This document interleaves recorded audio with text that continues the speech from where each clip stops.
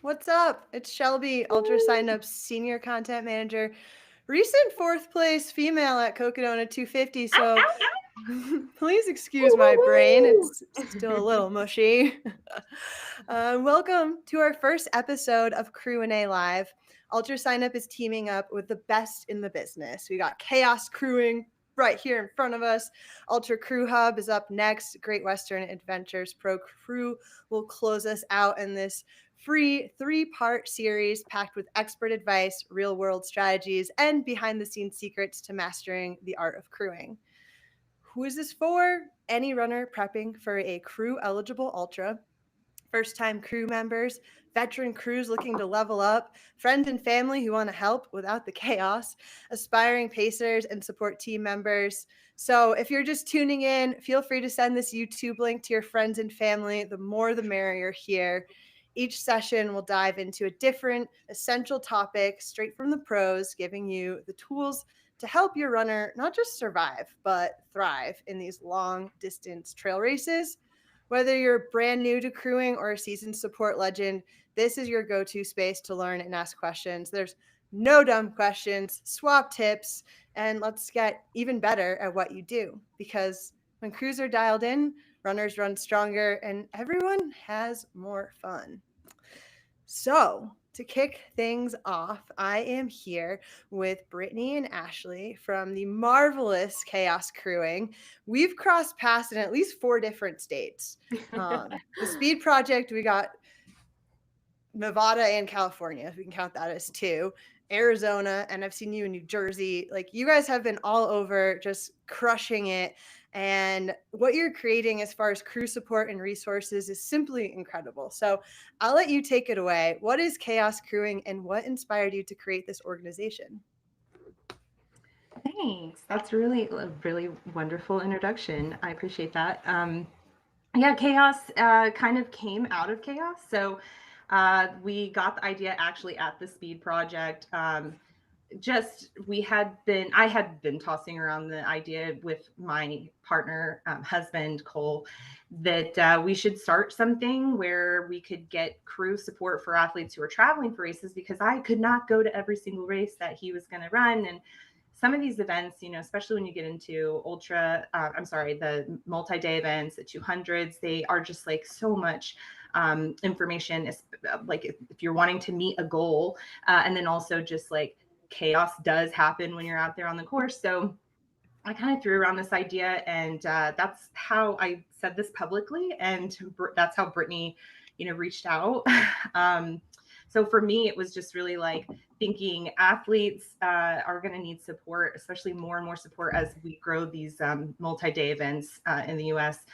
And crewing at like FKTs that we had done, just me myself, like going out there and coming up with a plan from scratch. I realized, there's a lot that goes into it. So maybe we could find some support for ourselves, and then also pass that along, like whatever we learn, share funny stories. The funniest stories come from the crew, I think. So yeah, that's kind of where the idea came from. Brittany, what made you like reach out, I guess? Yeah. So I'm Brittany Cother. I love crewing. My partner Matt has been doing ultras for 20 years with his dad, and so I've gotten into that because of him, and I've learned how to take care of him and his family throughout their racing, and then started doing more volunteering locally, helping at aid stations and whatnot. And I heard Ashley on a podcast, and so I DM'd her, as that's the way you communicate now. DM'd her and said, your idea is super cool and I'd be willing to volunteer. And then it's just developed over time where Ashley and I have taken this on together. And we hope to bring people together across the country, even the globe. We've got one of our friends out in London helping with chaos crewing. So our goal is to create an environment where, if you were going to Connecticut, we have a Slack network where we're building a community. If you're like, I don't know anybody, family can't come, can somebody potentially help me? So hopefully building a community where we can rely on each other and help each other and pop in if we need, find a pacer if they want to help out, get a long run in there that day. So that's usually how we start these things, and then they always evolve with, oh, do we do some content? We've done some Q&As for Cocodona specifically and some other races, which is always fun as well. Incredible. I mean, we know the trail running community it's amazing, and you guys are just like connecting it even further with what you're doing with Chaos Crewing. So it's really cool. Let's get into it. This is the first of the series, so we're really going to be focused on this assembling a team, setting expectations early, establishing logistics and morale boosters before the runners too deep into the pain cave to communicate their needs. And I think these like early stages in unifying a crew it's an interesting topic, and it's something that I know I could have done better in the past, because as the runner, knowing that my team is working like glue is that much reassuring and one less thing to think about while racing. So where would you guys suggest we begin when assembling a team? Well, I think the first thing is for the athlete to have some goals in mind. And if we look for crew in different places, like family typically ends up being like the people we fall back on. But sometimes, you have friends that jump in crew. We've had other crews reach out to us. We haven't always been the crew lead for some of the projects we've done. So I think that one, just establishing the goals for the athlete and knowing like what the end result should look like, or that you want it to look like, and backing up into all of your objectives that are going to meet that goal. You can start to place people in like their strength areas. So you might just have one crew and they're going to have to do everything, or you might have multiple crew and you kind of want to have pick somebody that you trust. Like I think trust between the athlete and the crew is so essential, and it doesn't always work out that you have a long history of rapport. Sometimes crew just has to jump in there at the last minute. And I think the athlete has to, recognize that there is a little bit of, give and take when it comes to like last minute crew. A lot of times crew are volunteering for you. They're not paid. They're there to really just do whatever they can to help you. So setting up and from the very beginning, setting up the expectations of what you're looking for and making sure that that person's comfortable filling those roles. If you have multiple people, making sure that each person on your crew has an assigned role, and that not everyone's just good at navigation, and not everyone's just good at being in charge. We typically try to have, at least between Brittany and I, we have one of us that's very like logistically organized and making sure that, every single point on, like, we have a plan for every single stop along the course. And then one of us is really honed in on athlete centric support and making sure that like the person, the body, the care for the individual is there. So if you have someone taking care of the crew and you have someone taking care of the athlete, you're probably going to be starting from a good place. Yeah, that taking care of the crew concept is important, and I think it's something that I tried to do with my crew for Cocodona this year, just knowing how many Red Bulls my husband has crushed and how delirious he's gotten, just like kind of being the solo point person in previous multi-day effort. So yeah, you got to remember to take care of the crew. And I think like as far as defining roles, you can get as granular as you want. Like my husband's really good at cleaning my glasses. Nobody else could get the smudges out of my glasses. So like that's his job. Like, you're the glasses cleaner. And everybody like kind of respected that, and therefore I would go out and be able to see on the next stretch. So I think how do you communicate these roles to your team?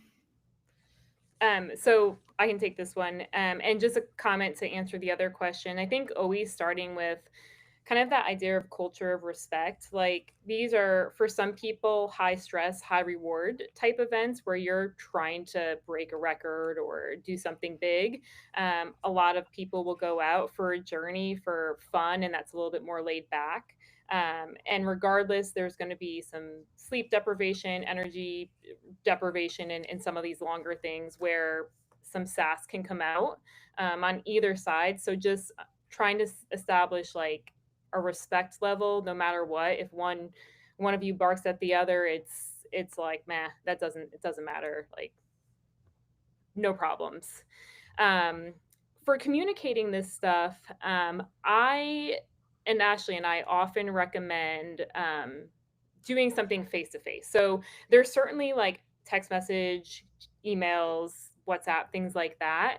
But there's something a little bit more intimate or vulnerable when you're doing a face-to-face conversation. So starting with text messages is awesome, but then just trying to get to know one another. So why does someone run? Why did they sign up for this event?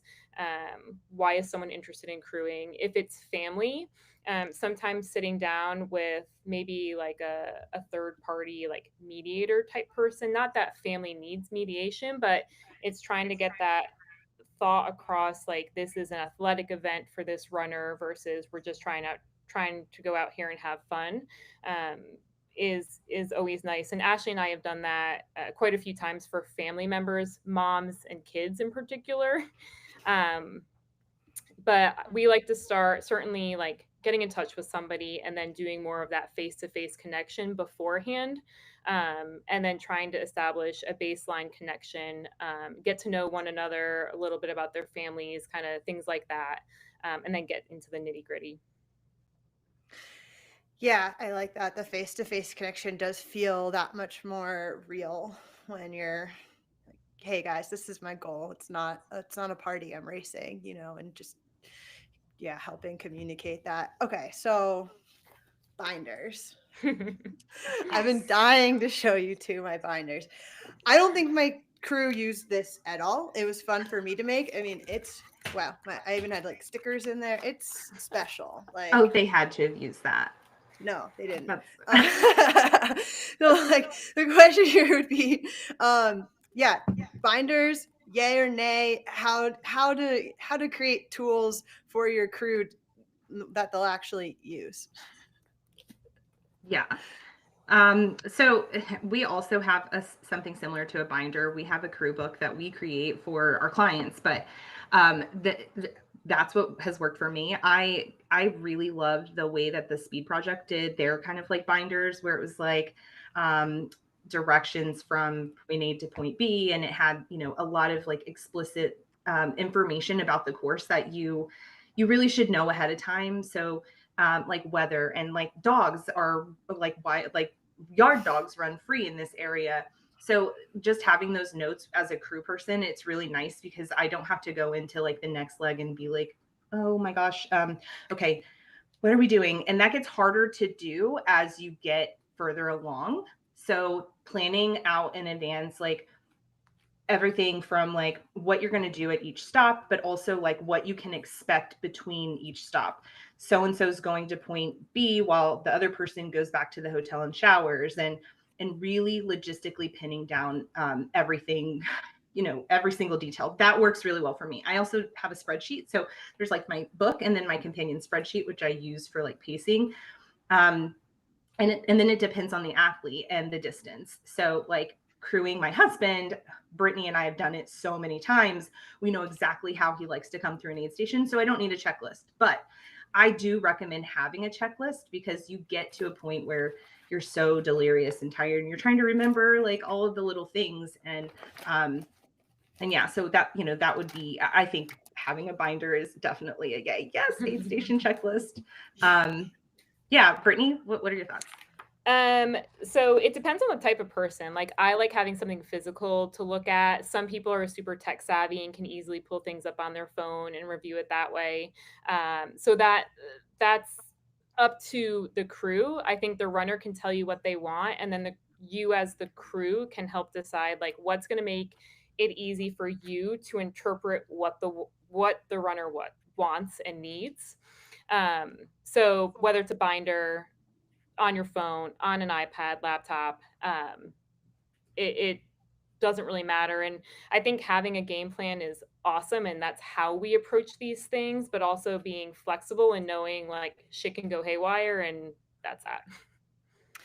Yeah, I think the crew does need to be a little bit empowered to figure out how to put their toolkit together, whether they're taking things and putting it in a note, or I had this as a digital PDF as well with like links to the different section by section detail descriptions. It linked out to the crew guide, and it quickly becomes a lot of information. So for the crew, figuring out how you can best organize that in your little world so it's easily accessible when you're, driving to an aid station at 2 a.m. I also made like an Apple Maps guide with all of the aid stations, which fun fact, you can't text that, you need to email it because there's too many points. So but that, if you have a team of Apple users, that's one way to at least get people to the right coordinates. Cool. Is there anything? Oh, go ahead. Oh, sorry. I was going to say, Harold mentioned in the chats about taking photos of drop bags. That's one thing. This is probably going off the actual question, but like taking pictures of how a runner wants their pack set up or what's in their drop bags, and being prepared with a drop bag just in case something goes wrong where your crew cannot meet you for whatever reason or didn't make it on time, etc. Did you have any drop bags, Shelby? This was the first time I actually successfully used drop bags, and I wish I had one within reach, but I don't. I ordered on Amazon like the clear plastic things that you like would pack sheets or bedding into. So they're really cheap and they zipper and therefore are pretty waterproof, which was actually important for this year's Cocodona. And they just stood out because it was like clear. I put hot pink duct tape on it, and I set one up for every aid station. And my crew knew it was there and they knew to go get it and like pre-planned, like, okay, this is what I'm going to need for this section. So Nice. Yeah, that worked out really well because, well, I think some of the front runners didn't get drop bags at Crown King this year. Yeah. So that's a bummer. Yeah, I got there just in time for my drop bag.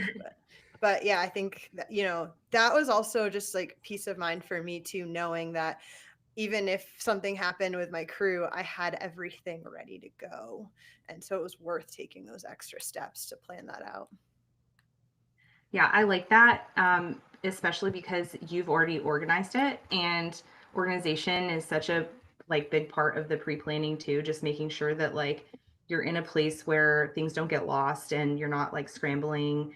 There are times where your runner will run faster than you thought they were going to run, and you may just get there like right before they came through. So like the organization aspect of that is really nice. And I hadn't ever thought to use a crew, like a drop bag for the crew to like go grab and use, but I think that's really great because then obviously if something happens and the crew can't make it, you're prepared. Yeah, I'm gonna drop these in the chat. This is my Amazon link to those clear plastic bags, and that worked really well. And this were just so like clear, pun intended, but it was like, oh, that's obviously Shelby's bag. Sweet. Okay, what else do we want to talk about here? All right, morale. That was kind of one of the questions that came up a bunch in the registration question process. So grumpy runners that are chasing cutoffs, like what's your approach to morale? Big question. One, I think for sure trying to talk about that beforehand of like what potentially could be motivating. I've got one runner that I'm helping, and I'm fortunate to be able to talk to his wife about him as well, and she's just like, sometimes he acts like a robot, so just talk to him like a robot, just like in and out, like no emotion, just go. Where other people very much need to be coddled. Like, no offense, Cole, we love you, but Cole is likes a little bit more of that loving tenderness, and a little bit more, especially if I'm not there to be like, all right, let's cut it out. So I think getting to know your runner in that aspect, and then trying to read the situation and kind of read the room as it comes in. Like, there are sometimes people are going to be down and out, and again, talking about this beforehand of like, what's going to motivate you to get out? Is it that your family's taken all this time off, or is that going to make you feel guilty? Is it that you have set a goal, this is something hard, you knew it was going to be hard, and get your ass out? So it really is to me, it's person dependent, and it deserves a conversation, very much beforehand, and then um, playing it by ear as things go along, and maybe trying something if you're unsure and seeing how that's received, and then go from there. I would also try and define like what is a hard out. Like Matt is like my partner is a person who's like, I'm finishing this if I'm crawling. Like I don't care. Whereas other runners have a whole season ahead of them, and it's like, if something feels a niggle, or like my hamstring's really hurting, I'm calling it. Then just have that established. Yeah, definitely. And that actually is a great example because it happened to us last year at Cocodona 2024. We dropped, and it was it like the tension really was among the crew because we were all like, do we push him more, or do we like just take it like that he knows his body? Could he sleep this off? The original goal that we talked about beforehand was that get me to the finish line.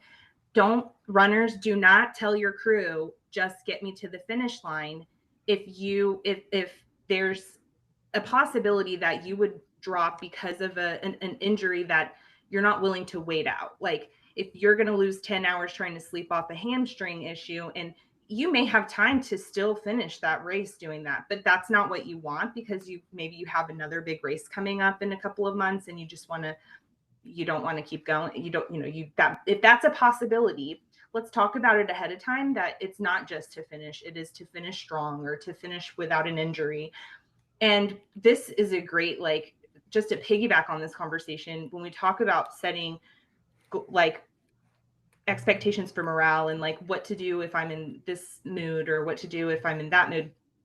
Also, like just the confidence of your crew knowing what to do in any type of challenging situation that you didn't necessarily think would happen but could happen. So we do like a contingencies sheet with our clients, and we look at what are all the things that can go wrong, right? So like hydration being the top thing. It's bound to go wrong at some point during the race if you're really not on top of it. So do we know the signs of dehydration, like the early signs? What are the like more late stage signs where we're like, okay, this is going to, you're really borderline not going to be able to continue. So if your crew knows all of those contingencies, like what do you do if you have a stomach ache? Maybe it's just take a quick nap. Maybe it's take meds, whatever it is. There's different levels that you can approach that problem along the course. So talk about that ahead of time. Make your contingency spreadsheet if you have to, but also, just knowing that we have that backup plan that we can fall back on, I think probably gives the runner a little bit more of like the confidence that even if they're not able to make that judgment call at that moment, their crew can tell, like their crew knows. And then another thing that goes along with that is also like, if you're in a situation where you're really not feeling good and you're an athlete and you have time to, you want to finish, you can still meet your goal, but you're just like feeling awful, morally dejected, whatever it is, sometimes just eat something different that you haven't eaten, go to sleep, take a quick nap. We had a situation where one of our runners went off course and it set him back like an hour, and he came in and he was really irritated. And at first he was like, I was following the pacer, and I'm like, no. This is your race. The pacer's there to support you. So let's sit you in the car. Let's get you in front of the air conditioner and take a 10-15 minute nap. He came out on the other side just like, I feel so much better. I'm so sorry. Like I was a total jerk. But it was just like knowing what you can do. And there is always something you can do to like turn it around. The athlete just needs to be willing before the race to admit that there's always that approach, right? If you have that conversation ahead of time, you should be golden. Yeah, two thoughts came out of that. I think important call out, you're responsible for your navigation. I have learned that the hard way myself. I've had pacers. I had a pacer pull out a paper map during an FKT attempt in the dark. That's really going to work fast. And I lost it. I mean, I screamed at this kid, and that wasn't cool. Sorry, Kobe.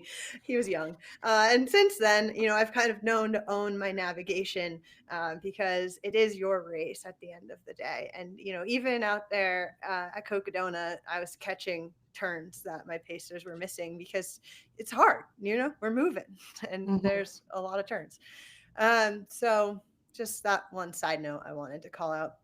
And then the other one is the contingency plan that you talk about, because I don't think any of us expected for it to be so wet at Cocodona this year. And I had not thought that through. I had a little bit of PTSD from a really rainy FKT attempt on the long trail, where once I got to Jerome, I was out of dry clothes and out of dry rain gear, and it was still raining, and I wasn't expecting it to still be raining after it already rained so much. And so I kind of lost it. I came in and we didn't have the van at that stop. So I think I just felt like I didn't have like a cozy, warm place to dry off and regroup, and cried and was like, I wasn't planning on crying at this point, and just like finally hit this really low.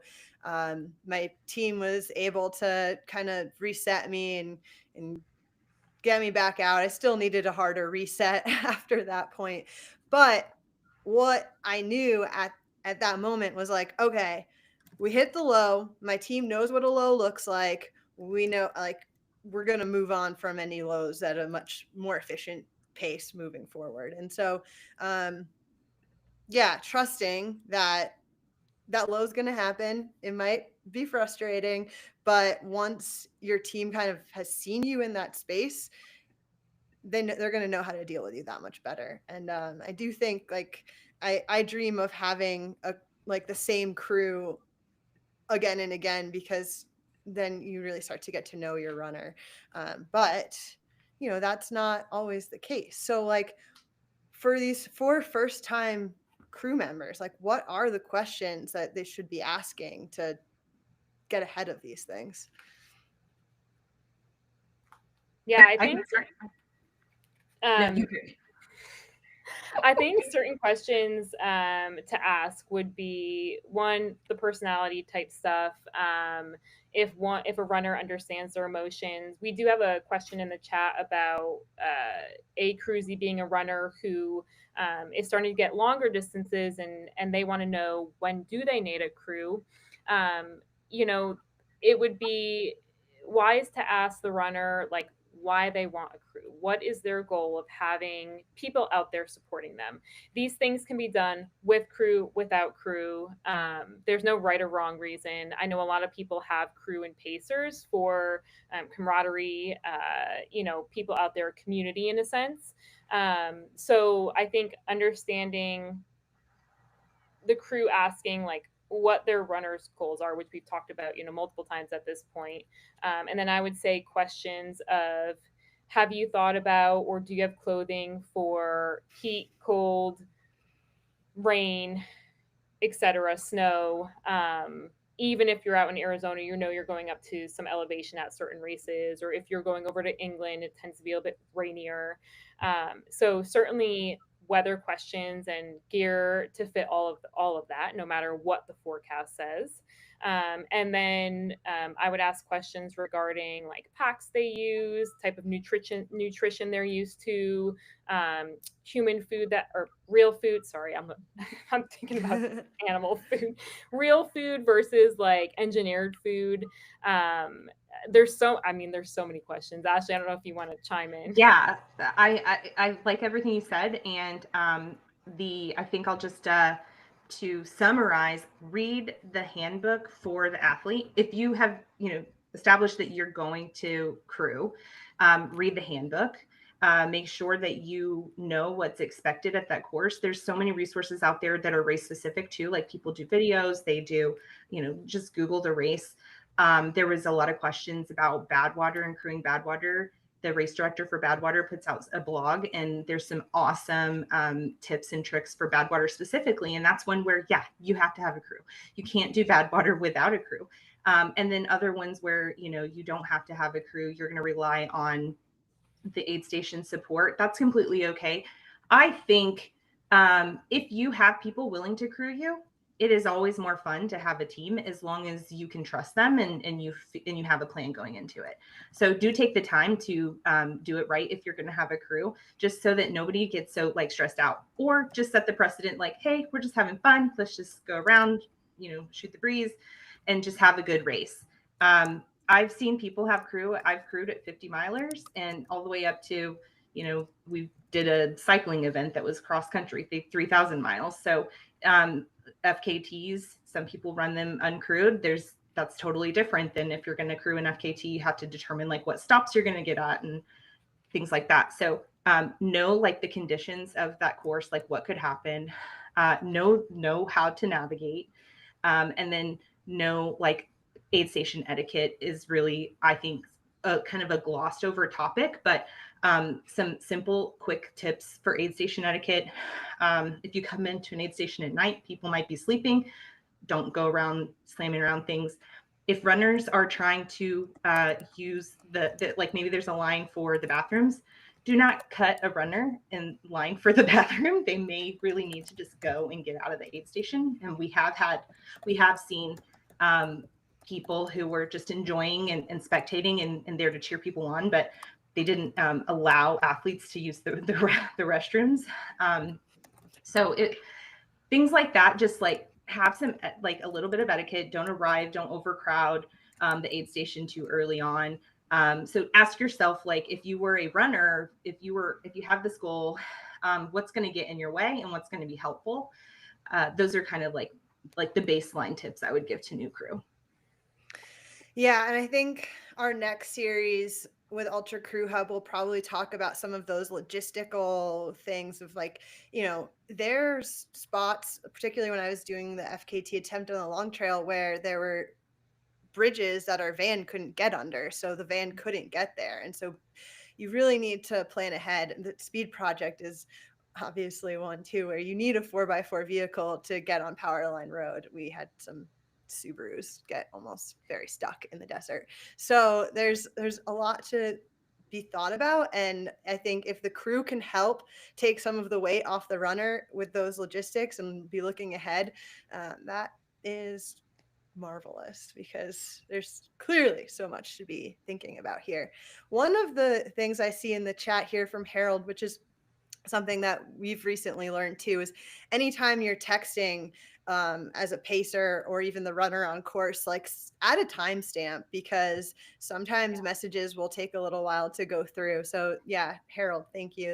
That's a serious pro tip. We've definitely before learning that, like I'd send a message like, I'm gonna be there in 3 miles, and then I get there and my crew's like, what, you're here? And it's like, oh shoot, well I guess that message like didn't go through right away. And then Cole has a good question and thought in here. I would say definitely, if there's a small town 100-miler that doesn't have a handbook, try to connect with other runners that have run the race. I think that's one of the beautiful things about this community. Like, shoot them a DM, creep them on Strava and send them a Strava message, whatever it takes. Like, they're more than likely going to be very happy to tell you about the experience and give you some pro tips. And with all the social media out there and the race reports people do and just their reflection on races is super beneficial and helpful. One thing Ashley and I hope to do kind of long term is kind of view things from the crew side. So, give tips on, if there's a favorite restaurant you have in some of these longer endurance things in certain areas, or what it looks like to drive up a single track dirt road. Driving up to Crown King looks and is a little annoying. So just trying to give those, and so many people have done this stuff that I think it's always wise to try and seek out some information, especially locally. That's one cool thing about a community. We know, Ashley and I and Shelby know several people across the country now we can probably get you in contact with for one race or another. Mm-hmm. Yeah, and shout out to Ultra Crew Hub. I think that, they're doing the next episode in the series. They have an online community. We have an online community as well. you know, there's overlap there, but there's also, it's like really cool because it just shows you how like big the community is for crewing. I think one exciting part about crewing growing and these multi-day events growing is that you can engage more people in the sport of ultra running that aren't able to run the race, who maybe can't take off for that length of time, or maybe they just they can't run that distance any longer for a medical reason or whatever it may be. I think it's really cool to see people, and we get asked this a lot. Should my family crew for me? Should my wife be there? Should my dad crew for me? Yes, it's all about setting expectations, but I think it's really cool to see like you know, people getting involved in the running community and feeling like they're a part of the sport. And it really does enhance the growth of the sport because it gives visibility to these incredible like things that people are doing. And it also just makes it more of like a team atmosphere. And I've seen questions also, and this might have been a question that you sent earlier, which was like, do I have to have a crew? Do I need a crew? Yeah, I think no, you don't have to have a crew, but it's really fun and rewarding to have someone there to like just to cheer you on.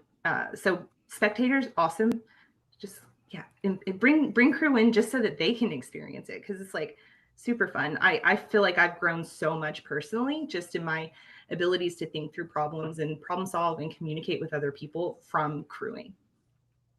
It's a truly wholesome experience. You don't have to be a runner to be involved in this community. And I think that, like, you know, there's a place for everyone here. I have an injured friend right now, and I'm like, please go volunteer in an aid station. Like, Mm-hmm. your mind's gonna be blown. Like, you can still be a part of this community without being a runner or while being injured, or like I've crewed while broken, and it's very rewarding, like helping somebody else accomplish their goal and getting them to the finish line.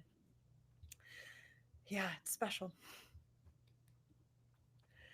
Let's see. There's a lot of questions about people wanting to crew multiple runners at once, and I think that this is a good one for chaos crewing because you guys have folded off. We've we've pulled it off, but not Not without gracefully. some stress. Yeah. It's hard. I think it can be done, but it will take some strategy, and both of those runners or multiple of those runners, if they are far apart, that one or the other may be missed. So always, always, always have drop bags.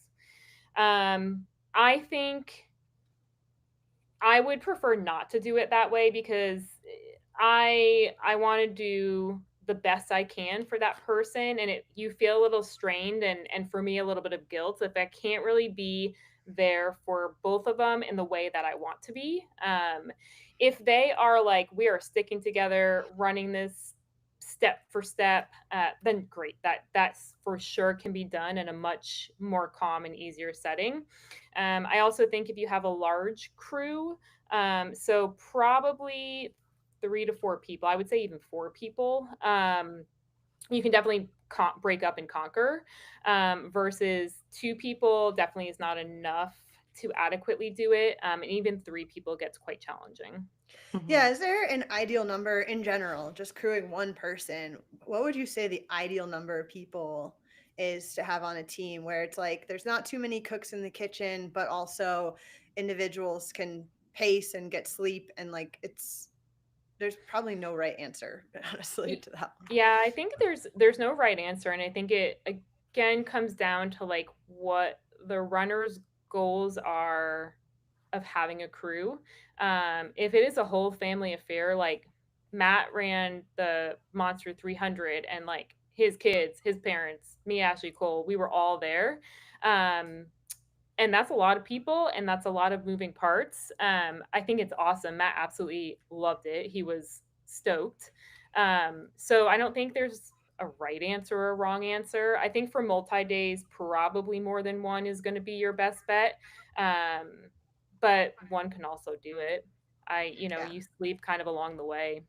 Yeah, and I do think it depends on your crew's ability to like self-care, right? Because when you lose sleep and you have to drive in the middle of the night, it's exhausting. And like a Brittany, she has such a hard time sleeping when we crew, and so it's already hard enough for two of us to like, I have to sleep because I am the type of person that I will just zonk out if I don't. And I'm just like a very highly productive person. So, but like when I reach my limit, I have to sleep and I snore really loudly. And if it's really cold at an aid station, Brittany is really in trouble because we both have to sit in the car and she gets to stay awake while I snore. So it depends on who's on your crew. It depends on how many people you want to pace you, like what sections you want pacing at, how many people you can find. I mean, that's obviously kind of like the top question here. How many people your crew lead can manage emotionally. I think that's a big burden on your crew chief. The more people you have, the more you need one person who kind of organizes them all. And it also really like depends on how well each individual is good at self-managing. If you're doing like leapfrogging with two vehicles, you've got to have someone in each vehicle who can really self-manage.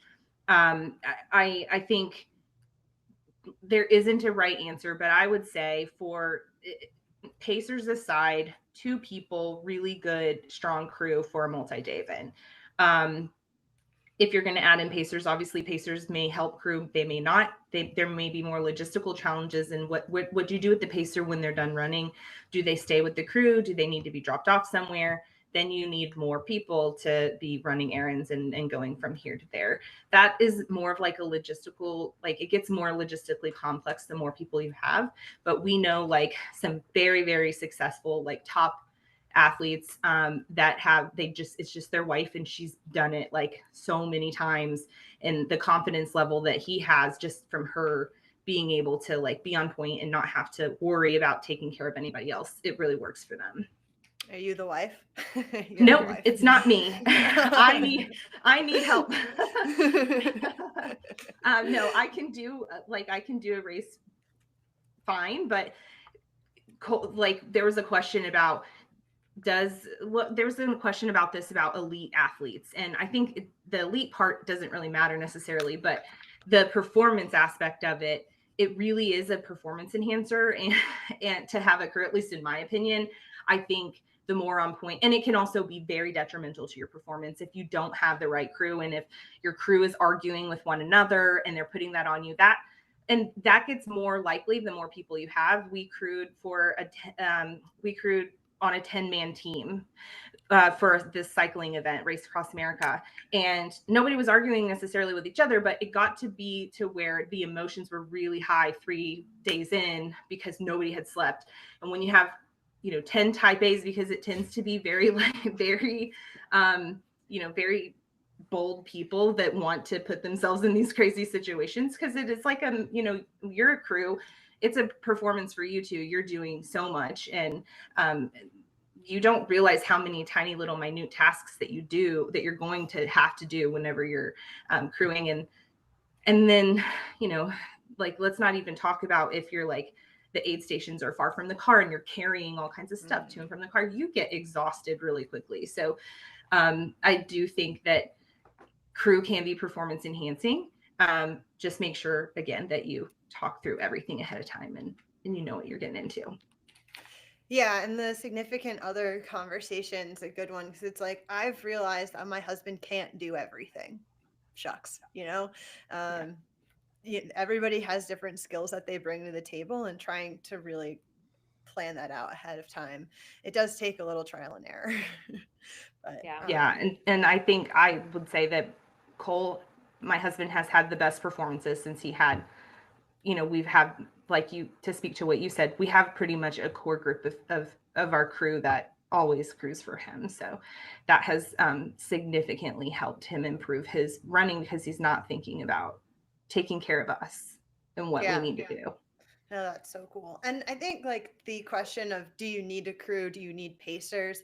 I experimented going pacerless with Rim to River 100 and was very successful. First female for the race. And it was because I couldn't complain to somebody, or like I caught myself doing it during Cocodona. Actually, I had to tell Alyssa Clark to run behind me. It's like, I don't want to see you, because she was just somebody that I could complain to. And so kind of getting to know yourself, like thinking about that in your long training miles, like, you need to be able to do it on your own. And how are you going to behave when there is somebody that you can whine to? Is that going to help or hinder? And so, I mean, I think that some of my favorite moments of Cocodona this year were actually the pacerless sections, because the Mexican spotted owls, we couldn't have pacers for 2 big chunks.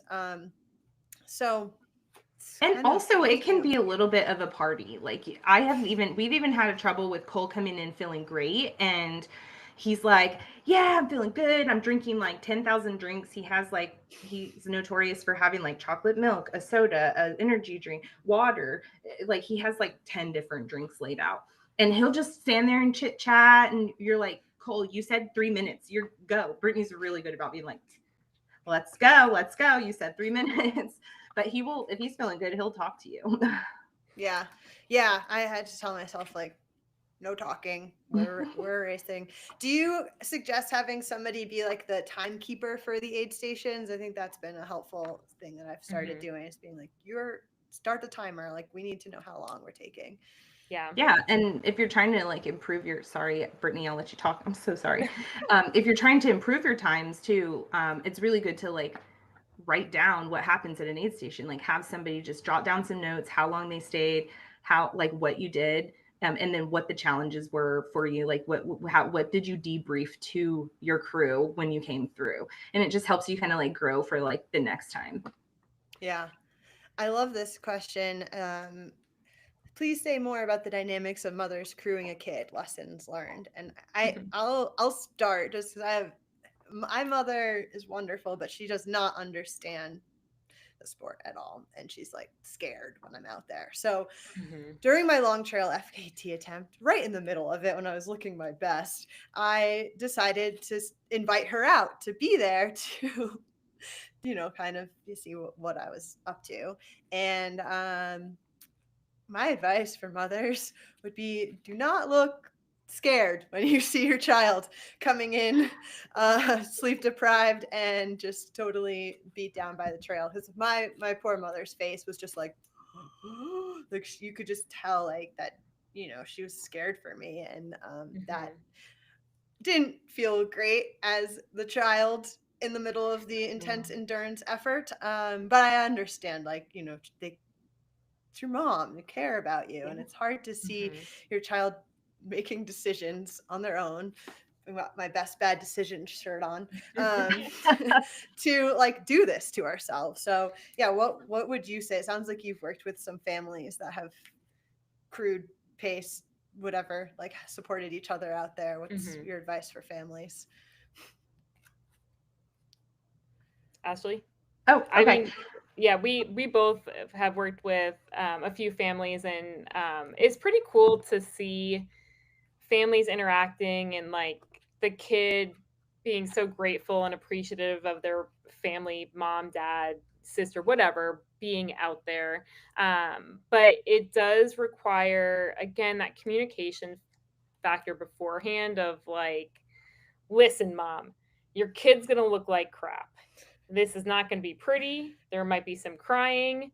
You don't need to get emotional, but that's the hard thing, is like, it depends on the relationship of kid and mom, or kid and dad, and family in general. They tend to be people you can be a little bit more vulnerable in a lot of cases. Sometimes it's more of a heated type situation, but it's having that conversation. And there's like the family aspect is where I think having a mediated conversation can be super helpful, because your kid can explain something to a certain point, but it might get lost on like, oh yeah, that's fine, I hear you, and then someone's really not listening. And having more questions of like understanding each other and someone helping guide that conversation can be helpful. Yeah, I totally agree, Brittany. I think one of the things that I love to promote, like that, yes, you can have your family there to crew you. But I think it's important to know if you are the mom or you are the parent, like you're going to have moments like your runner went out there knowing that they're going to put themselves in this situation. Like there is going to be lows and there's going to be nirvana. There are going to be times where they're just like, I just crushed it and I don't know where I pulled it from. And I had the privilege of one of the athletes that we work with. We actually coached the family the last year, and then this year we just did a crew book because they had already done it, and so they kind of learned. And they shared a little bit about the letters that the athlete had written to them. And sometimes, and I don't think that you would be crewing your child if there wasn't some feeling, like they probably wouldn't want you there if there wasn't a little bit of this feeling that like they would not be there without you. Like they like you did wipe their butt. You did take care of them when they were a baby and you got them to where they're at right now. And so just like give yourself a pat on the back for that alone.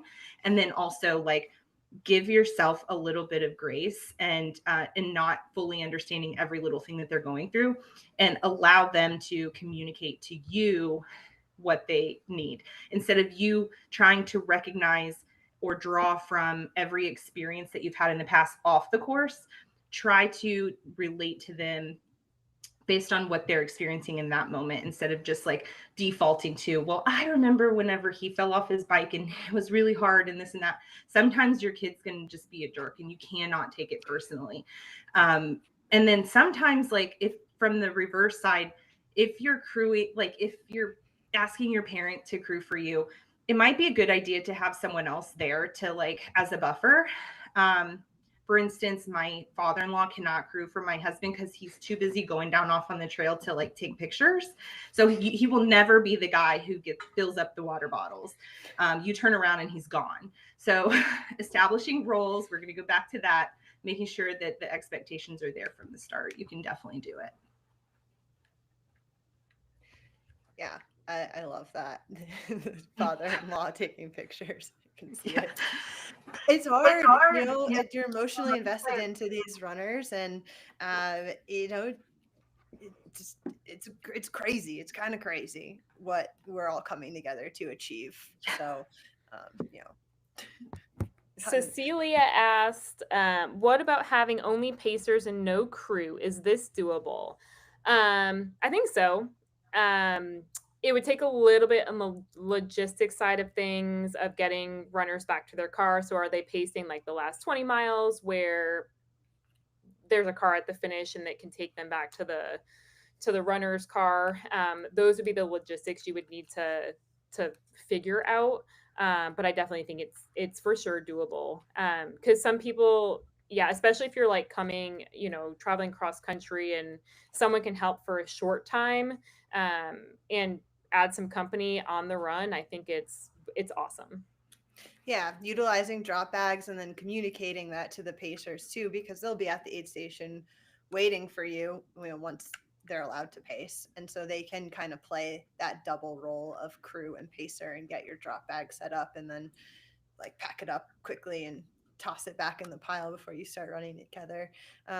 When I paced Sally McRae for Cocodona 250 in 2023, it was pretty much her husband crewing, and then myself and Summer Ego, we did almost 80 miles each of pacing. And so we were it felt like we were very much just pacers. And she had like a good thing going with her husband Eddie on how to do like the aid station stuff. So it's, I don't know, it comes down to like who you've set up on your team, and like we've said 1,000 times, communicating those expectations ahead of time so you're not like in the way, or you know, like I could tell they had their thing, so I would do my pacing duties and step back and let them have their crew moment. Okay, we're getting to the end of it here. There are so many good questions submitted from registration, and I think I gotta ask this one because I'm just curious. Where did it go? It's like, what's the craziest thing? Yeah, what's the most extreme thing that you've seen a crew do for their runner? And this runner that asked is preparing for Badwater 135, so I imagine some extreme things happen during Badwater. How can we help them prepare? I mean, I've been through extreme things as a crew behind the scenes from what the runner even knew about. I will say, like, we did buy a bed for Matt last time. I mean, this isn't that extreme, but like he was really struggling to get sleep at 300, and we were just so like at our wits end trying to like figure out how to like get him some rest so he could rock it. And so we did go like to Walmart and buy like a bed setup. That's not really that extreme, but I mean, you have to be kind of prepared to adapt to like any situation. But I could tell you all kinds of stories about extreme things that happen behind the scenes when, you know, but athletes for the most part are like they're going to at some point if they're that like hard pressed to get through a section or they're having a really tough time, like you're going to be the one that has to like make it not extreme. Like you're going to have to figure out how to make it to take it down a notch, to like de-escalate that situation. And so typically you can like avoid those extreme situations. But some of the coolest things I've seen are just like people volunteering to pace at the last minute, like for athletes who are really having a tough time. I've seen like Cole, he fainted after he crossed the finish line at a race and we had to go to the hospital that time. So definitely extreme things can happen. But I think if you're willing to kind of like figure out and set yourself up for success by getting the right amount of rest as crew, making sure you're well fed and you can actually think through a problem, you shouldn't ever get to a point where it's like just totally extreme. But I don't know, Shelby, like you've run a lot of ultra, like I'm not a runner. So like, Ashley got into a little accident with a tree. Oh no! Oh, I've hit a tree and I have gotten stuck in an RV in the middle of Death Valley in a sandbank and figured out it was two other girls, women who crewed with me, and we figured out how to get that thing unstuck in like 7 minutes flat while some random guy was just watching us dig it out. He's just like in his car watching, and we're on a 2-lane highway in the middle of Death Valley, and we figured it out. But that sounds by like the way, Speed Project, if I had to yeah, guess. it was it was definitely the Speed Project, which is where like anything that could go wrong went wrong. I say this all the time. I'm really surprised we got our deposit back on the RV because of the amount of damage that we did. Sorry, I know you asked Shelby a question, but on the Race Across America, one of our crew members got shit on from trying to. Oh, make sure that you like before you empty an RV like Blackwater tank that you close the valve, because it was 10 people, well 14 people if you include the athletes on that RV, and it was full, and it just like it was bad. It was a literal crap show. Oh my gosh. Yeah, I've heard the RV port or whatever Blackwater RV toilets during the Speed Project is like the #1 horror story from crews. But the one that came to mind for me is we were crewing a friend at Mogi and Monster, and a lady backed into my friend's car at the aid station and like left a pretty big dent and tried to leave. It was super awkward, and it just it put this like weird feeling on everyone because like my friend was bummed that her car got dented, and then she was going out to pace, so it's like try not to tell the runner about it. Oh God, this was actually even more nuts. This is a sort of sad one. Crewing and pacing Hurt 100. 4 a.m. We're leaving our hotel, and there was a murder across the street. So we almost couldn't get our car out of the valet. And again, like, didn't want to tell the runner, Mercedes, because that's like such a weird thing to like start a race with. Like, by the way, like, we almost couldn't get you to the start of the race because there was like a stabbing in Honolulu. So that's extreme. That was extreme. Oh, so yeah, I think there's like probably a lot of really nuts things that happen that the crew need to act as like a buffer to shield the runner from like that extreme chaos because yeah, we want to keep our runners mentally happy and not thinking about deep, dark, awful things. Yeah. Amazing. All right. We should probably wrap up. I know I could talk to you too forever. Like we didn't even talk about using therapy cats while crewing. So Oh, to save I'm that just like for- so jealous. Like every time I like see an RV, I'm like, man, I could have my cats with me if I had that thing. I They're like so great. love your pictures and your like videos of your cats. It's like I live for that stuff. Yeah, I remember when I met Kelsey, one of your other chaos crewing crew members. She was like, "Post more pictures about cats," and I was like, "Will do, will do." Yeah, they've we've like having an RV is like not necessary. I guess like this is not a question, but I could see somebody asking this question. You now at the start of these races, you're just seeing like sprinter van after sprinter van lined up. We used to crew out of my Subaru Outback, and that was great. You can fit an air mattress in there. There's now like specific car camping mattresses that you can put in the back of vehicles. So like you don't need an RV to crew a multi-day or even non-multi-day ultra. But the bonus is you can bring your cats if you have one. So. That's the best bonus. So where can people find you? How can we connect Yeah, further? at Chaos Crewing Co. on Instagram and Facebook. And then you can find us at www.chaoscrewing.com. And either of those places will, you can find a link to our free network, which is open to anybody who, whether you're a pacer, runner, whether you're just crew or want to volunteer or learn more. We have a free crewing handbook. So if you email me, I can send that to you. Just email me through the website. And there's so many different ways to get plugged in. But yeah, just check out our website and you'll find the right place. Yeah, and feel free to ask any questions, thoughts, comments. We're always here to help, and hopefully we'll see a lot of you guys out on trails and hopefully chat with you and continue to build this community of support. Yeehaw. Yeah, I hope all of our trails cross again soon. Thank you to everybody who's been tuning in the chat. Harold, I see you with the laundry. Be careful with that. When my mom came out, she lost all of my socks on the long trail. So that was fun. Don't lose your laundry when you have your crew do laundry. And with that, I am going to end this stream. This will be posted for you to come back and watch. And I hope you had fun. I did. See ya. Bye, y'all. Bye. Bye.